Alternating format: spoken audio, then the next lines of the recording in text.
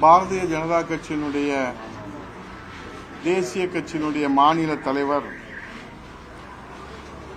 Octopus Annamalai அவர்கள் தமிழ்நாட்டிலே இருக்கிற கட்சிகளை எல்லாம் ஒழித்து கட்ட வேண்டும் என்று பேசி வருகின்றார்கள். ஆசை இருக்குது தாசில் பண்ண,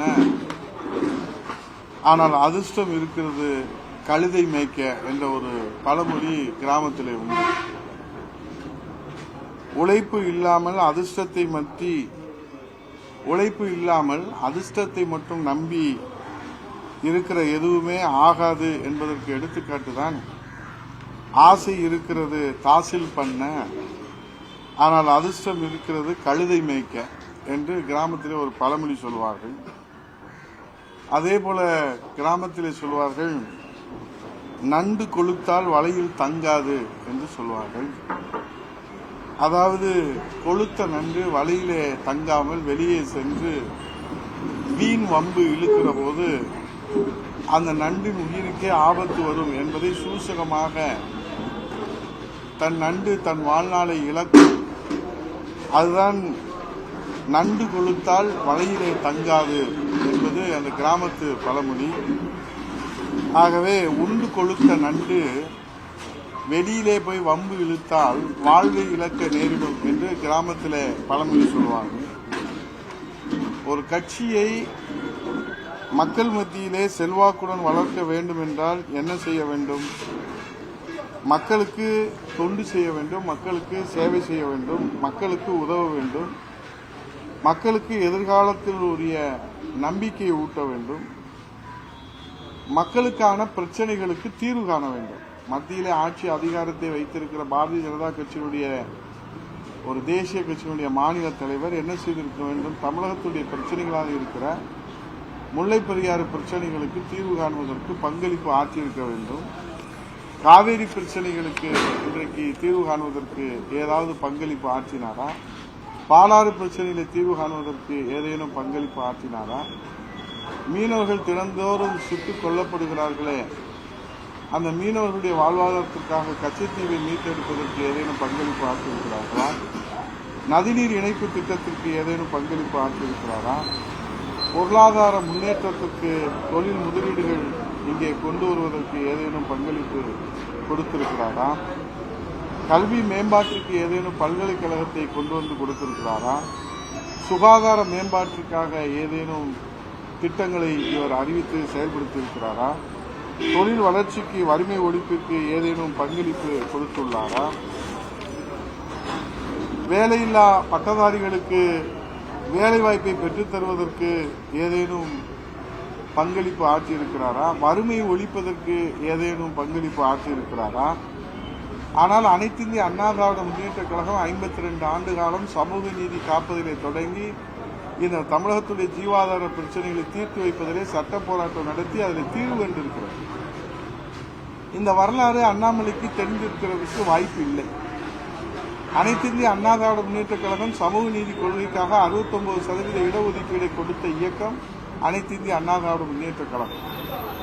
நம்முடைய புரட்சித் தலைவர் எம்ஜிஆர், இதய தெய்வம் தமிழகுலசாமி அம்மா, புரட்சித் தமிழர் ஐயா எடப்பாடி அவர்கள் இந்த இயக்கத்தை கண்ணை இமை போல் கட்டி காத்து வருகிறார்கள் என்று சொன்னால், இந்த தமிழகத்திற்கு, தமிழ் இனத்திற்கு, தமிழ் மொழிக்கு, தமிழக மக்களுக்கு, தமிழக மக்களுடைய வளர்ச்சிக்காக தன்னை அர்ப்பணித்து உழைத்த தலைவர்கள் புரட்சித் தலைவர் எம்ஜிஆர், புரட்சித் தலைவர் அம்மா, பேரறிஞர் அண்ணா, புரட்சித் தமிழர் ஐயா எடப்பாடி அவர்கள் உழைத்து வருகிறார்கள்.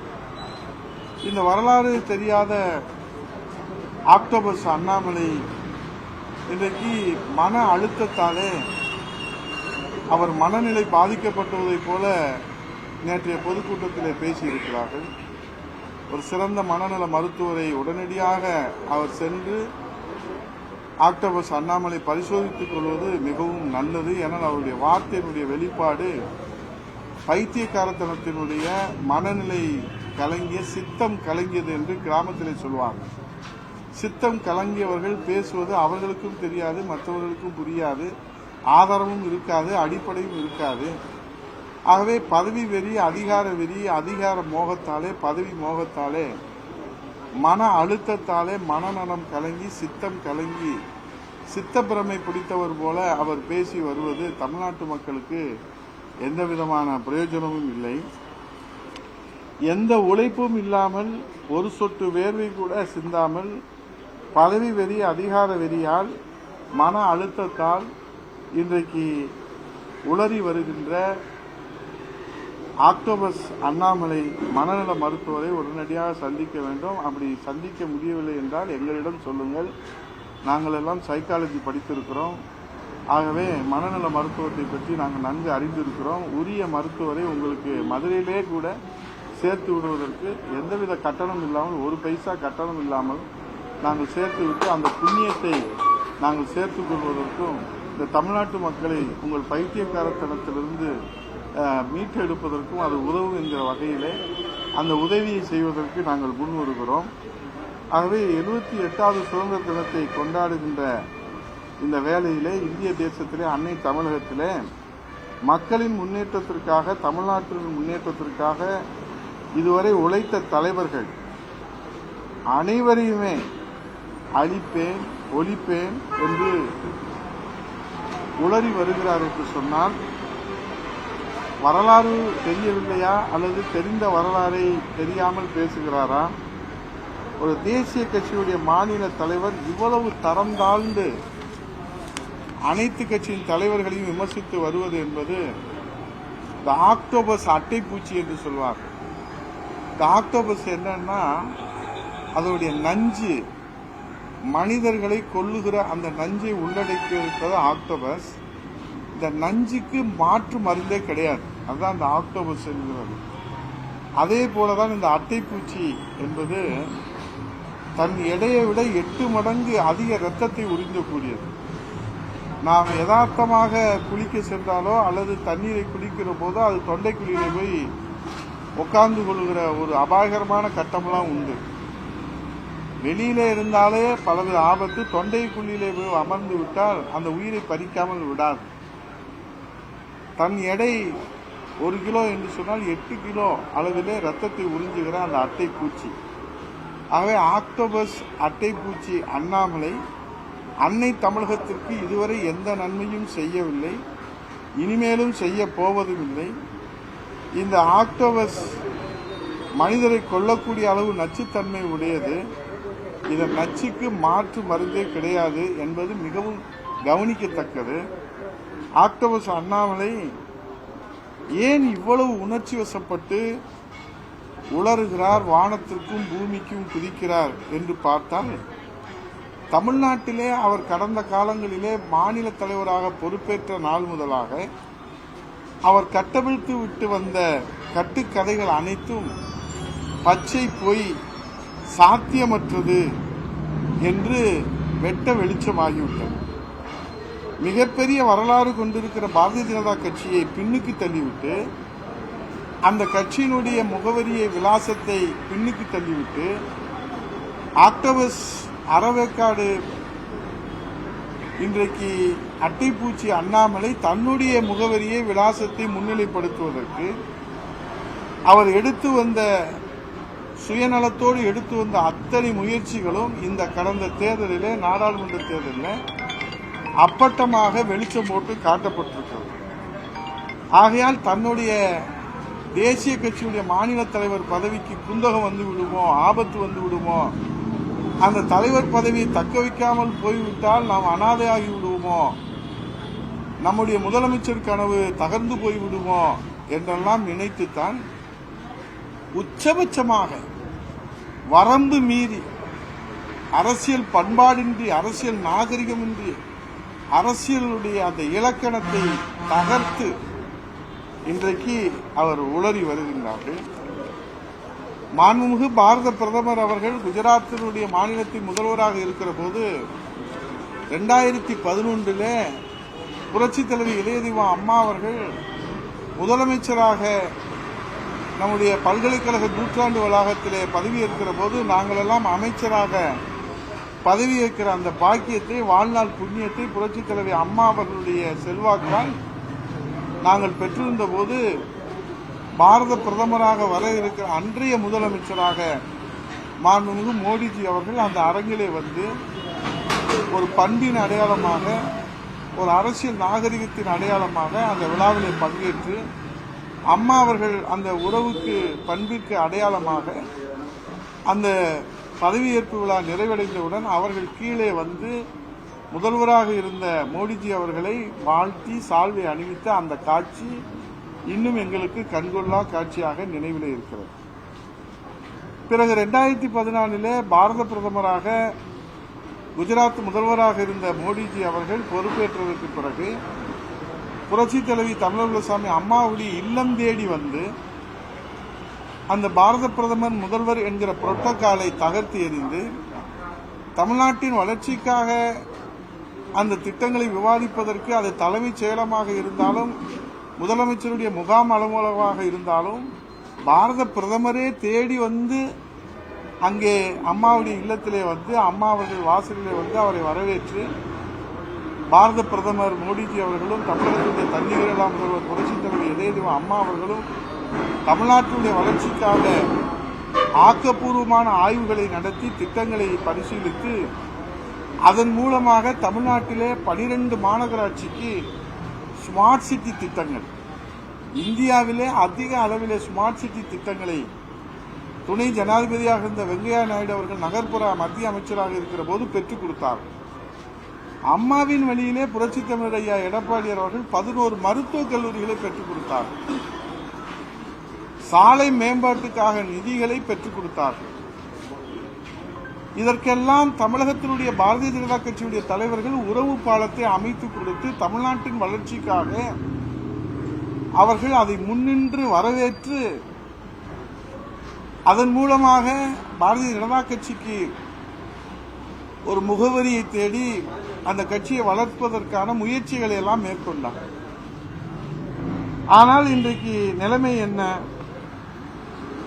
அன்னை தமிழகத்தின் முன்னேற்றத்திற்கு அணு அளவும் உழைப்பை தந்திடாத ஆக்டோபஸ் அண்ணாமலை போன்ற இந்த பைத்தியங்கள் தமிழ்நாட்டிலே முதலமைச்சராக கனவு கண்டு கொண்டிருக்கிற காரணத்தினாலே இந்த பகல் கனவு கண்டு கொண்டிருக்கிற இந்த பைத்தியங்களுடைய இந்த காலத்தையும் நாம் கவனமாக கடந்து செல்ல வேண்டியிருக்கிறது.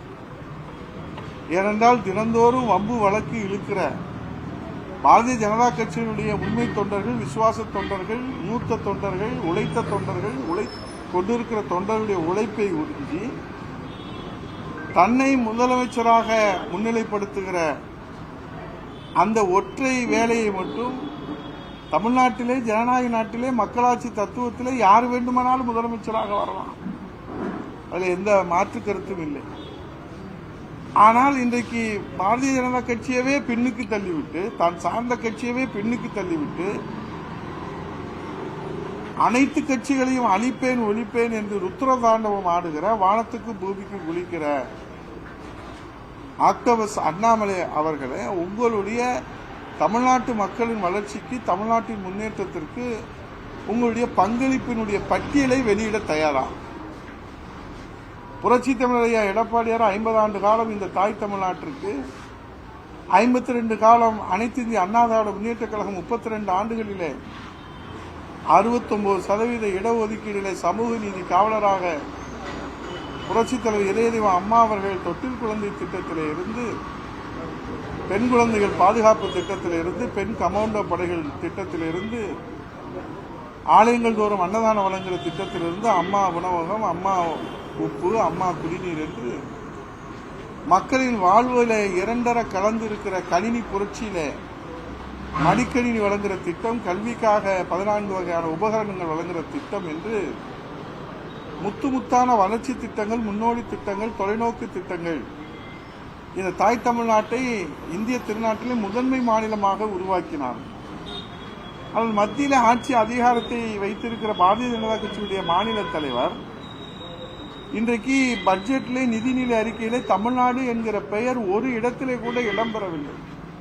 துப்புக்கட்ட அண்ணாமலை துடித்து எழுந்து, சீறி எழுந்து, தமிழ்நாடு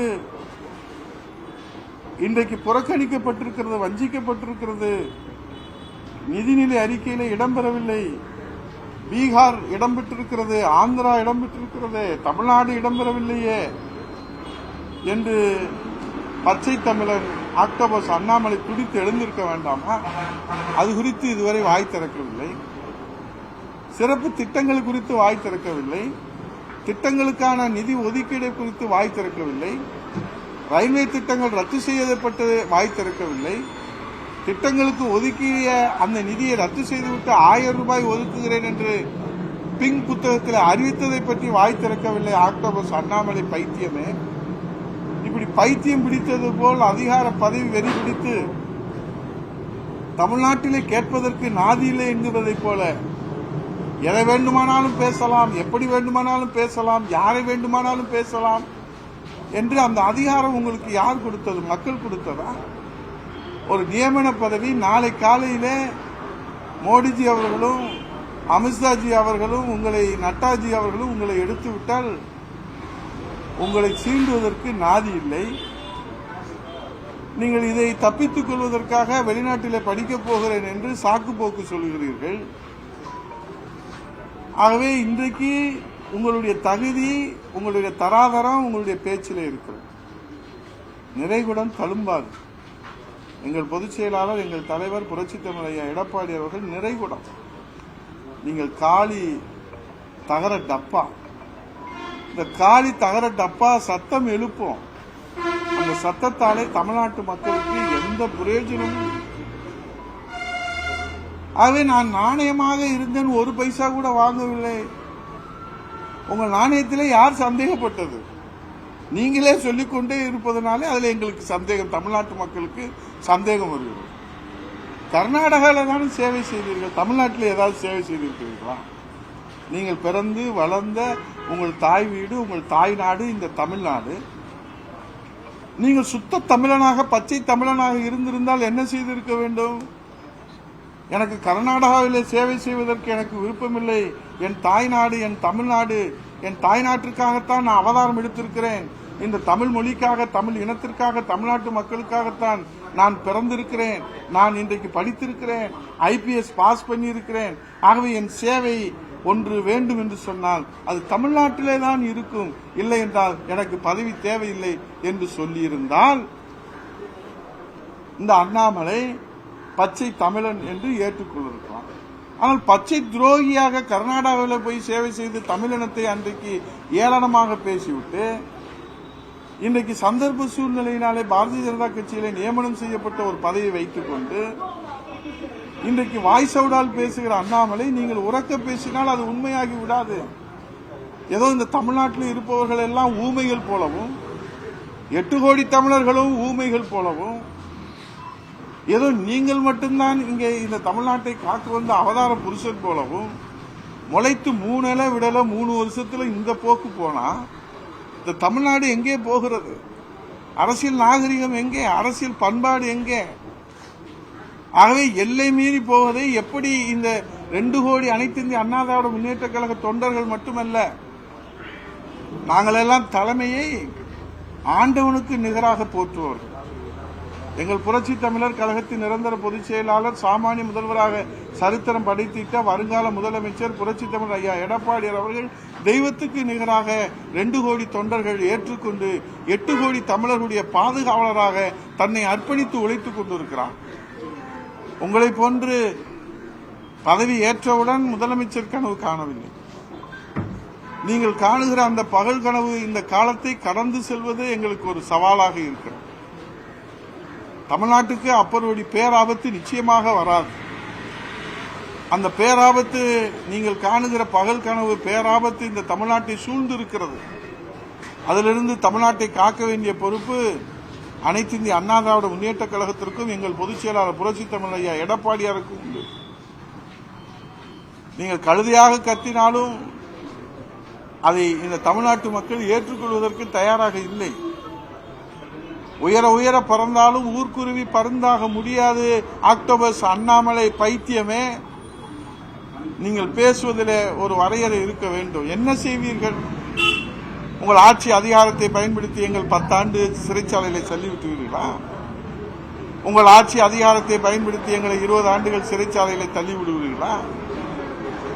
எத்தனை ஆண்டுகளானாலும் சிறையில் இருந்து நியாயத்தையும் தர்மத்தையும் சத்தியத்தையும் உண்மையும் நிரூபித்து நீதிமன்றங்களே நீதியரசர்களே உண்மையை வெளிக்கொண்டு உங்கள் முகத்திரை கிழிப்பதுதானே இன்றைக்கு 8 கோடி தமிழர்களுடைய கடமையாக, அதிலே அவருடைய பிரதிநிதியாக நாங்கள் இருக்கிறோம்.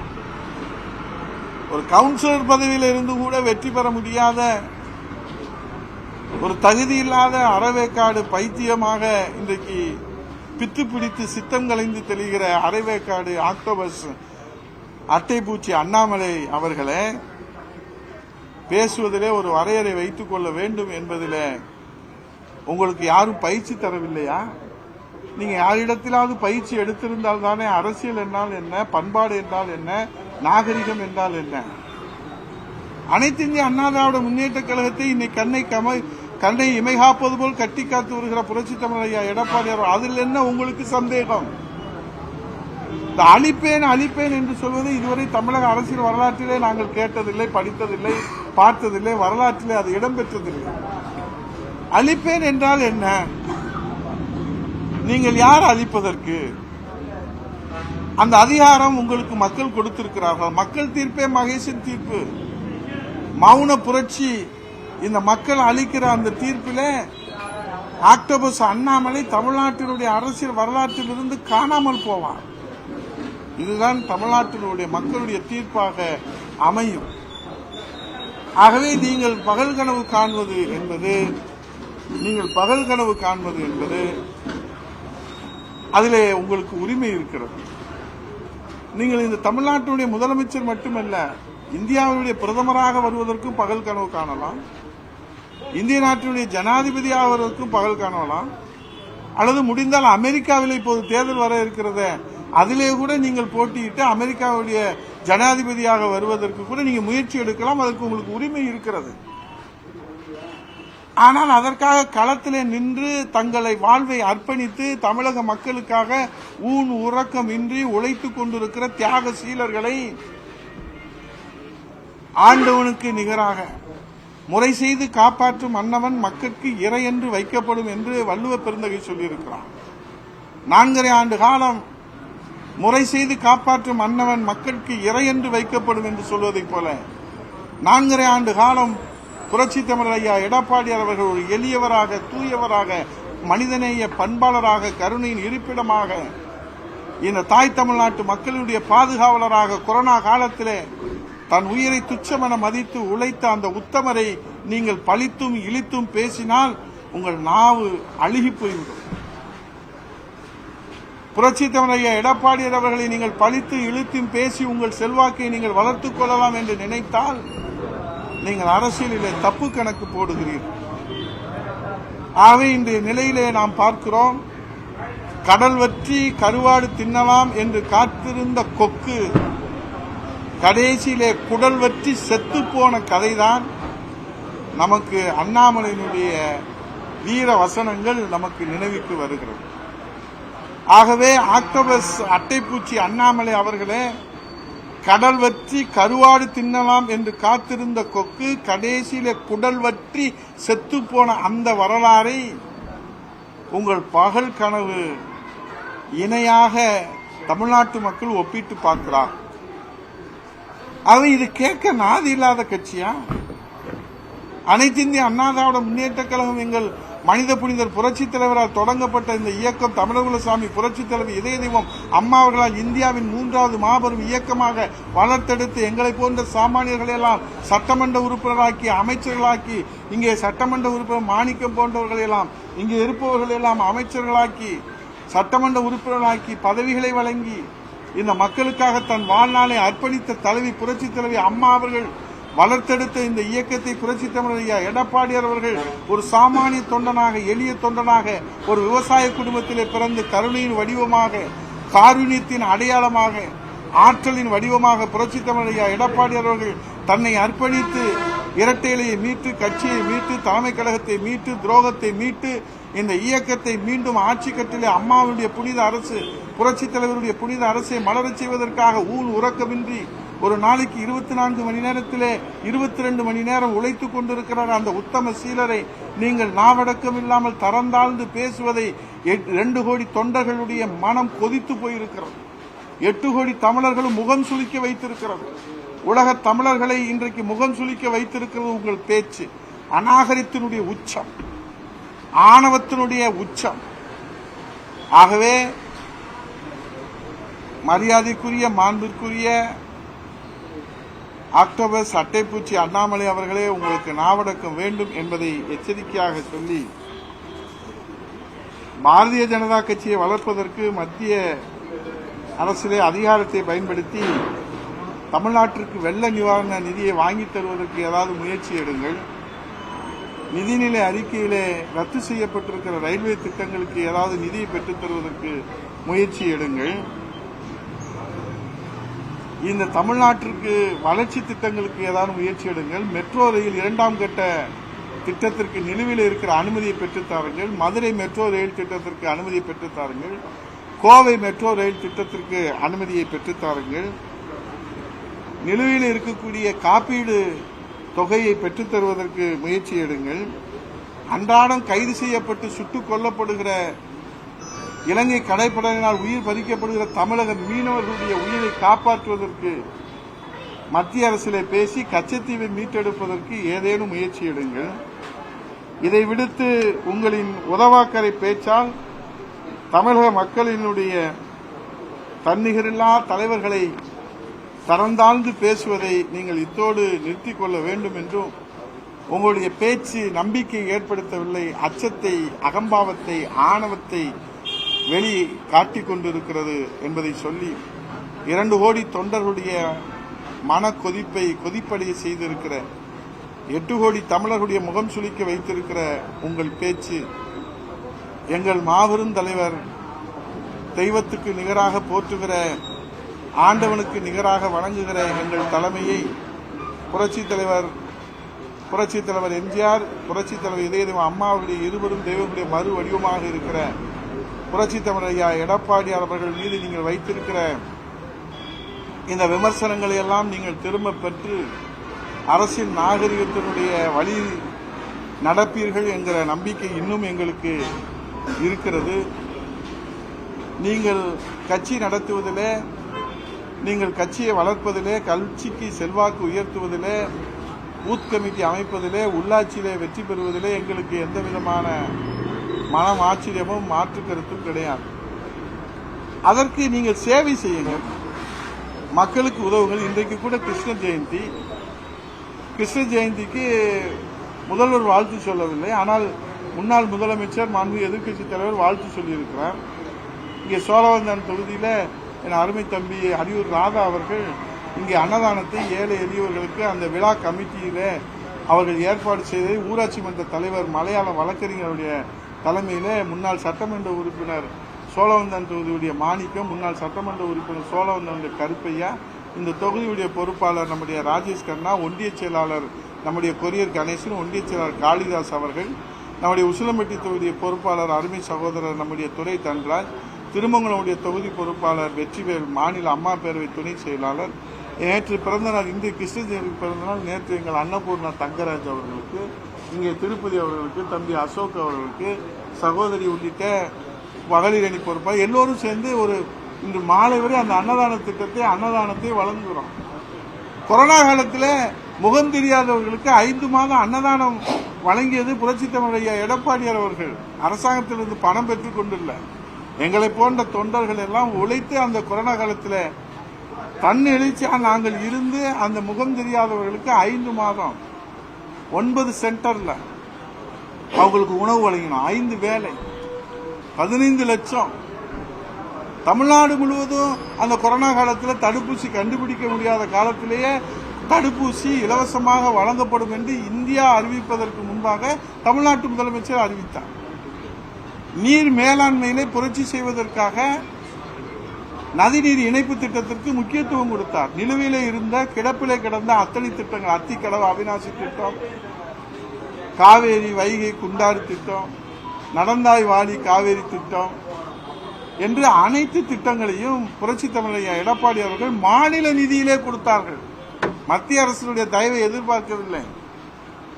ஒரு எய்ம்ஸ் மருத்துவமனையை போராடி வாதாடி எங்கள் பதவிகளெல்லாம் அடமானம் வைத்து போராடி வாதாடி புரட்சித் தமிழர் ஐயா எடப்பாடியார் முதலமைச்சராக இருந்து மதுரைக்கு கொண்டு வந்து கொடுத்ததுக்கு இன்ன தேதி வரைக்கும் அரசியல் காழ்ப்புணர்ச்சியோடு நிதி தர மறுக்கிறது.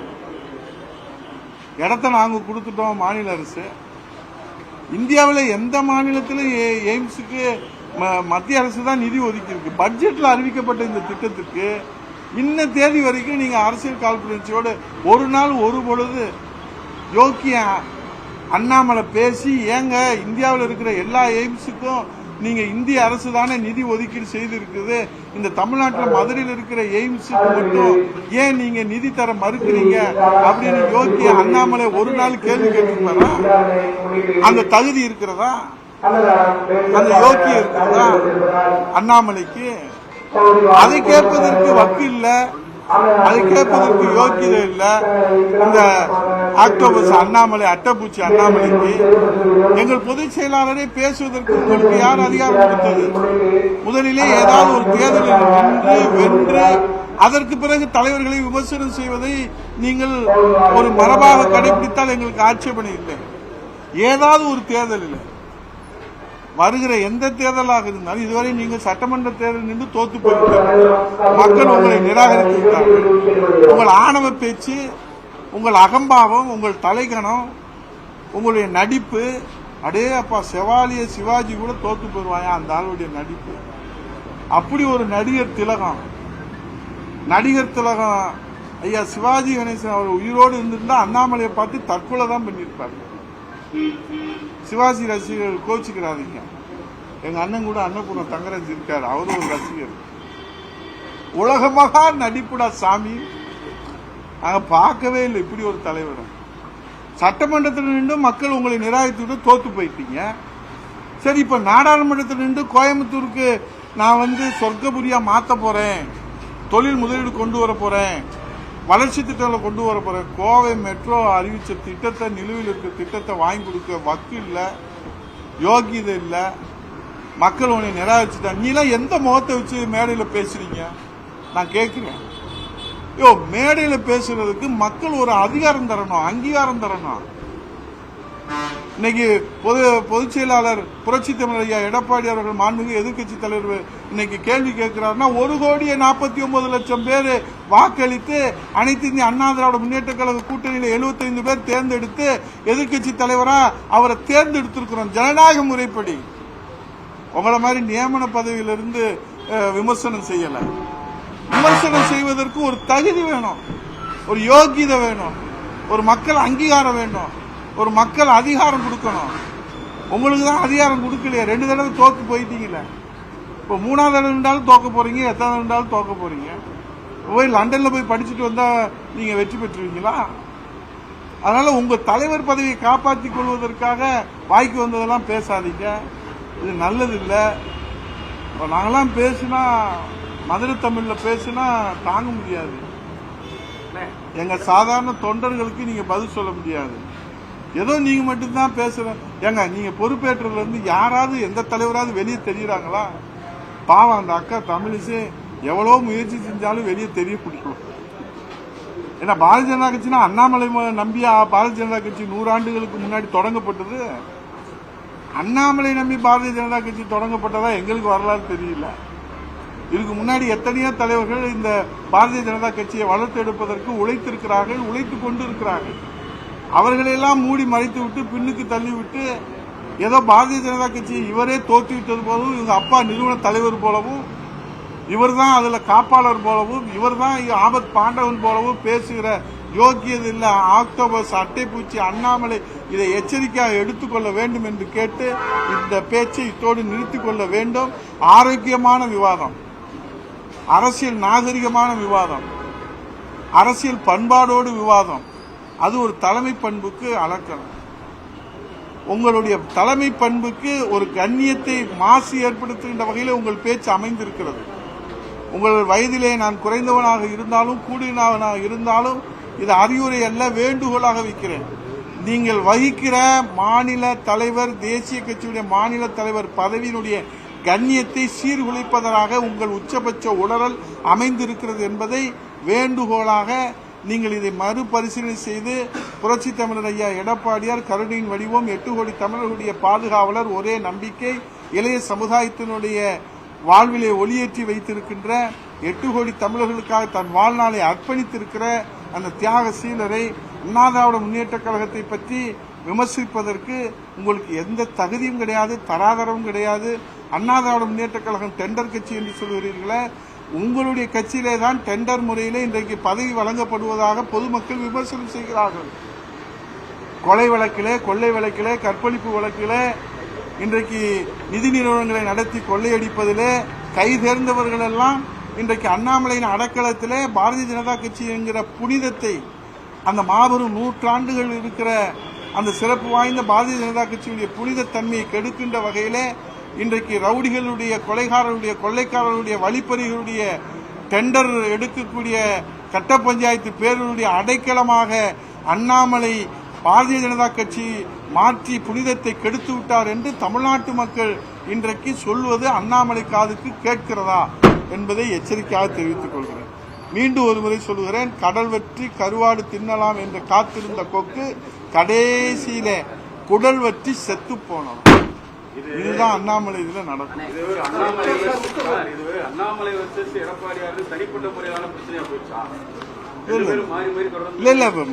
எங்க மாண்புமிகு எதிர்கட்சி தலைவர் அவருக்கு சொல்வதற்கு மக்கள் அதிகாரம் வழங்கியிருக்கிறாங்க, அங்கீகாரம் வழங்கியிருக்கிறாங்க. நீங்க என்ன உழைப்பு கொடுத்திருக்கிறீங்கன்னா அதை சொல்லுங்க. நான் கிளை செயலாளரா சேரல, நான் ஒன்றிய செயலாளரா சேரல, நான் டைரக்ட் ஐபிஎஸ்ஆ வந்துட்டேன் அப்படின்னு சொல்றீங்களா? என்ன உழைப்பு இந்த தமிழ்நாட்டு மக்களுக்கு சொல்லியிருக்கிறீங்க? பாரதிய ஜனதா கட்சி இன்றைக்கு இது இந்திய தேசத்தை ஆளுகிற கட்சி. அந்த கட்சியுடைய மாநில தலைவர் எவ்வளவு கண்ணியத்தோடு பேச வேண்டும், அதற்கென்று ஒரு மரபு இருக்கிறது. உழைப்பு என்ன கொடுத்திருக்கிறீங்கன்னா சொல்லுங்க.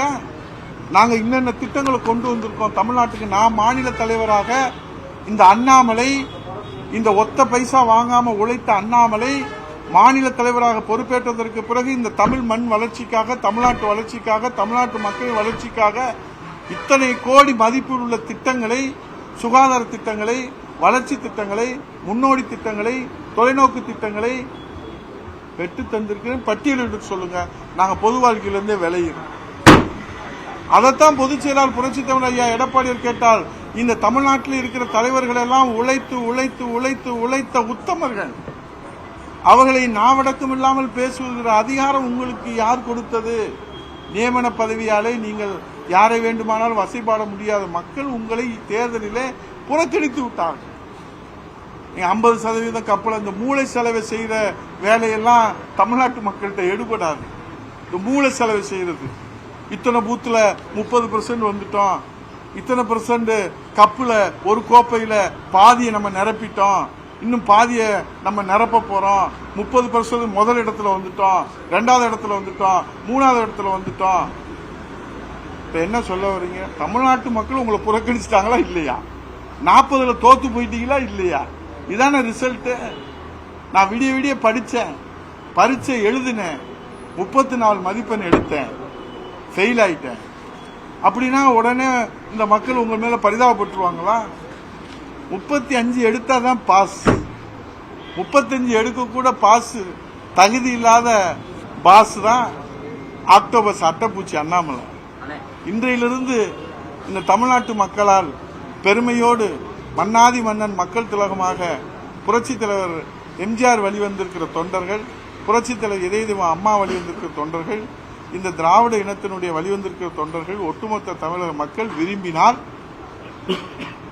அண்ணாமலை அவர்களை மரியாதையோடு ஆக்டோபஸ் அட்டைப்பூச்சி அண்ணாமலை என்று அழைக்கலாம் என்பதை தீர்மானமாக நிறைவேற்றுகிறோம்.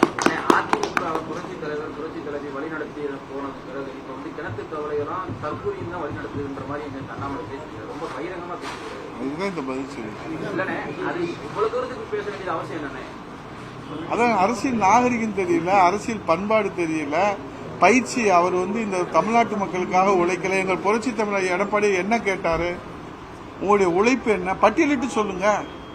நான் உறுப்பினர், இப்ப 2வது தலைமுறை நாங்க பணியாற்றுறோம் இந்த இயக்கத்துக்கு. 100 ஆண்டுக்கு கட்சி, 100 ஆண்டு கட்சியில 3 ஆண்டு என்ட்ரி, லேட் என்ட்ரி.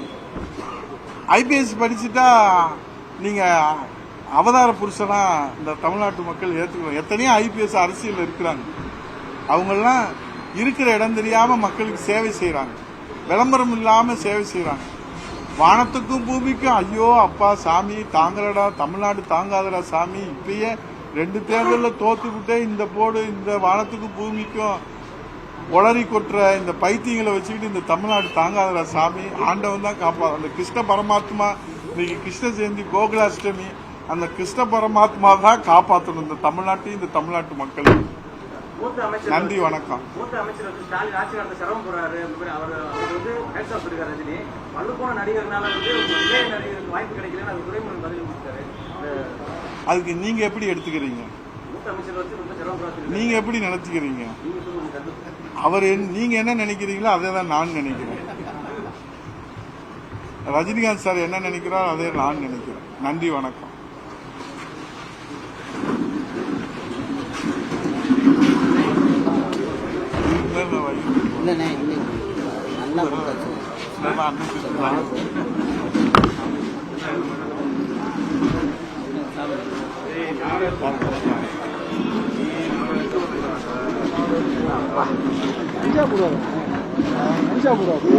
என்ன இளவா போற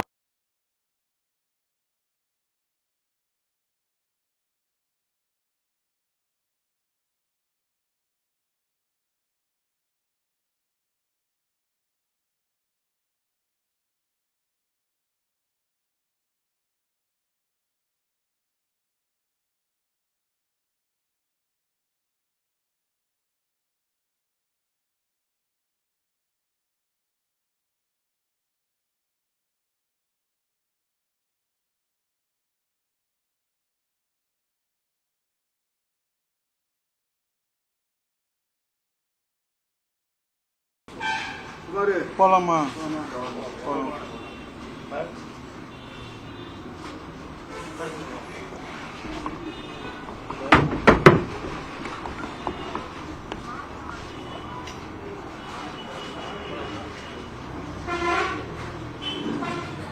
ஓகே. பாரதிய ஜனதா கட்சியினுடைய தேசிய கட்சியினுடைய மாநில தலைவர் ஆக்டோபஸ் அண்ணாமலை அவர்கள் தமிழ்நாட்டிலே இருக்கிற கட்சிகளை எல்லாம் ஒழித்து கட்ட வேண்டும் என்று பேசி வருகின்றார்கள். ஆசை இருக்குது தாசில் பண்ண, ஆனால் அதிர்ஷ்டம் இருக்கிறது கழுதை மேய்க்க என்ற ஒரு பழமொழி கிராமத்திலே உண்டு. உழைப்பு இல்லாமல் அதிர்ஷ்டத்தை மட்டும் நம்பி இருக்கிற எதுவுமே ஆகாது என்பதற்கு எடுத்துக்காட்டுதான் ஆசை இருக்கிறது தாசில் பண்ண, ஆனால் அதிர்ஷ்டம் இருக்கிறது கழுதை மேய்க்க என்று கிராமத்திலே ஒரு பழமொழி சொல்வார்கள். அதே போல கிராமத்திலே சொல்வார்கள், நண்டு கொளுத்தால் வலையில் தங்காது என்று சொல்வார்கள்.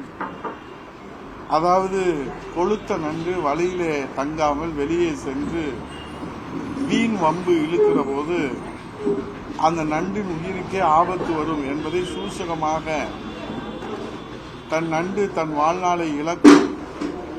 அதுதான் நண்டு கொளுத்தால் வலையிலே தங்காது என்பது அந்த கிராமத்து பழமொழி. ஆகவே உண்டு கொளுத்த நண்டு வெளியிலே போய் வம்பு இழுத்தால் வாழ்வை இழக்க நேரிடும் என்று கிராமத்திலே பழமொழி சொல்வாங்க.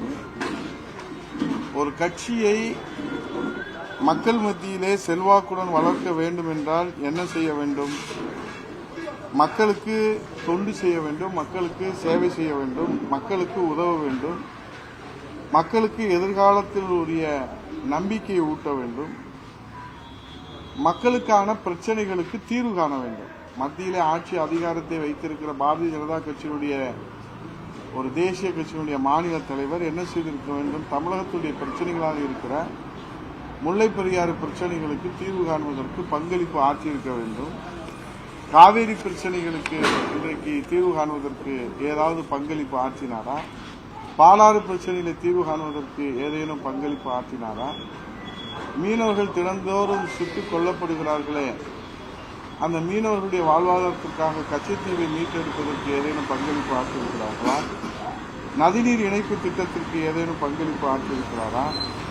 பொருளாதார முன்னேற்றத்திற்கு தொழில் முதலீடுகள் இங்கே கொண்டு வருவதற்கு ஏதேனும் பங்களிப்பு கொடுத்திருக்கிறாரா? கல்வி மேம்பாட்டிற்கு ஏதேனும் பல்கலைக்கழகத்தை கொண்டு வந்து கொடுத்திருக்கிறாரா? சுகாதார மேம்பாட்டிற்காக ஏதேனும் திட்டங்களை இவர் அறிவித்து செயல்படுத்தியிருக்கிறாரா? தொழில் வளர்ச்சிக்கு வறுமை ஒழிப்பிற்கு ஏதேனும் பங்களிப்பு கொடுத்துள்ளாரா? வேலையில்லா பட்டதாரிகளுக்கு வேலைவாய்ப்பை பெற்றுத் தருவதற்கு ஏதேனும் பங்களிப்பு ஆற்றியிருக்கிறாரா? வறுமையை ஒழிப்பதற்கு ஏதேனும் பங்களிப்பு ஆற்றியிருக்கிறாரா? ஆனால் அனைத்து இந்திய அண்ணா திராவிட முன்னேற்ற கழகம் 52 ஆண்டு காலம் சமூக நீதி காப்பதிலே தொடங்கி இந்த தமிழகத்துடைய ஜீவாதார பிரச்சனைகளை தீர்த்து வைப்பதிலே சட்ட போராட்டம் நடத்தி அதில் தீர்வு கண்டிருக்கிறது. இந்த வரலாறு அண்ணாமலைக்கு தெரிந்திருக்கிறதுக்கு வாய்ப்பு இல்லை. அனைத்து இந்திய அண்ணா திராவிட முன்னேற்ற கழகம் சமூக நீதி கொள்கைக்காக 69% இடஒதுக்கீடை கொடுத்த இயக்கம் அனைத்து இந்திய அண்ணா திராவிட முன்னேற்ற கழகம். நம்முடைய புரட்சித் தலைவர் எம்ஜிஆர், இதய தெய்வம் தமிழகுலசாமி அம்மா, புரட்சித் தலைவர் ஐயா எடப்பாடி அவர்கள் இந்த இயக்கத்தை கண்ணை இமை போல் கட்டி காத்து வருகிறார்கள் என்று சொன்னால், இந்த தமிழகத்திற்கு, தமிழ் இனத்திற்கு, தமிழ் மொழிக்கு, தமிழக மக்களுக்கு, தமிழக மக்களுடைய வளர்ச்சிக்காக தன்னை அர்ப்பணித்து உழைத்த தலைவர்கள் புரட்சித் தலைவர் எம்ஜிஆர், புரட்சித் தலைவர் அம்மா, பேரறிஞர் அண்ணா, புரட்சித் தலைவர் ஐயா எடப்பாடி அவர்கள் உழைத்து வருகிறார்கள். இந்த வரலாறு தெரியாத ஆக்டோபஸ் அண்ணாமலை இன்றைக்கு மன அழுத்தத்தாலே அவர் மனநிலை பாதிக்கப்பட்டுவதைப் போல நேற்றைய பொதுக்கூட்டத்திலே பேசியிருக்கிறார்கள். ஒரு சிறந்த மனநல மருத்துவரை உடனடியாக அவர் சென்று ஆக்டோபஸ் அண்ணாமலை பரிசோதித்துக் கொள்வது மிகவும் நல்லது. ஏனால் அவருடைய வார்த்தையினுடைய வெளிப்பாடு பைத்தியக்காரத்தனத்தினுடைய மனநிலை கலங்கிய, சித்தம் கலங்கியது என்று கிராமத்திலே சொல்வார்கள். சித்தம் கலங்கியவர்கள் பேசுவது அவர்களுக்கும் தெரியாது, மற்றவர்களுக்கும் புரியாது, ஆதாரமும் இருக்காது, அடிப்படையும் இருக்காது. ஆகவே பதவி வெறி, அதிகார வெறி, அதிகார மோகத்தாலே, பதவி மோகத்தாலே, மன அழுத்தத்தாலே மனநலம் கலங்கி, சித்தம் கலங்கி, சித்தப்பிரமை பிடித்தவர் போல அவர் பேசி வருவது தமிழ்நாட்டு மக்களுக்கு எந்த விதமான பிரயோஜனமும் இல்லை. எந்த உழைப்பும் இல்லாமல், ஒரு சொட்டு வேர்வை கூட சிந்தாமல், பதவி வெறி, அதிகார வெறியால், மன அழுத்தத்தால் இன்றைக்கு உளறி வருகின்ற ஆக்டோபஸ் அண்ணாமலை மனநல மருத்துவரை உடனடியாக சந்திக்க வேண்டும். அப்படி சந்திக்க முடியவில்லை என்றால் எங்களிடம் சொல்லுங்கள். நாங்கள் எல்லாம் சைக்காலஜி படித்திருக்கிறோம். ஆகவே மனநல மருத்துவத்தை பற்றி நாங்கள் நன்கு அறிந்திருக்கிறோம். உரிய மருத்துவரை உங்களுக்கு மதுரையிலே கூட சேர்த்து விடுவதற்கு எந்தவித கட்டணம் இல்லாமல், ஒரு பைசா கட்டணம் இல்லாமல் நாங்கள் சேர்த்து விட்டு அந்த புண்ணியத்தை நாங்கள் சேர்த்துக் கொள்வதற்கும், இந்த தமிழ்நாட்டு மக்களை உங்கள் பைத்தியக்காரத்தனத்திலிருந்து மீட்டெடுப்பதற்கும் அது உதவும் என்கிற வகையிலே அந்த உதவியை செய்வதற்கு நாங்கள் முன் வருகிறோம்.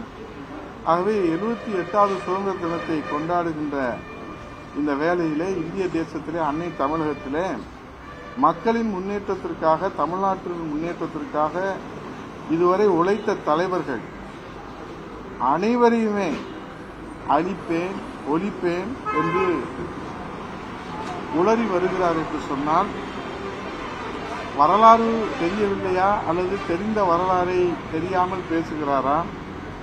ஒரு தேசிய கட்சியுடைய மாநில தலைவர் இவ்வளவு தரம் தாழ்ந்து அனைத்து கட்சியின் தலைவர்களையும் விமர்சித்து வருவது என்பது இந்த ஆக்டோபஸ் அட்டைப்பூச்சி என்று சொல்வார்.